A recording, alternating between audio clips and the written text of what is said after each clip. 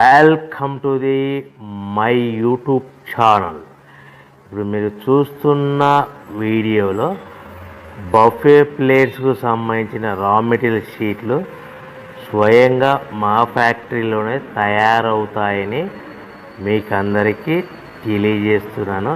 ఎవరైతే పేపర్ ప్లేట్కు సంబంధించిన కొత్త మిషన్లు మా దగ్గర కొంటారో వారికి మాత్రమే రా మెటీరియల్ సదుపాయం కలదని మీకు అందరికీ తెలియజేస్తున్నాను. మా దగ్గర 2 రకాల బఫే ప్లేట్ రా మెటీరియల్ షీట్లు అందుబాటులో కలవు.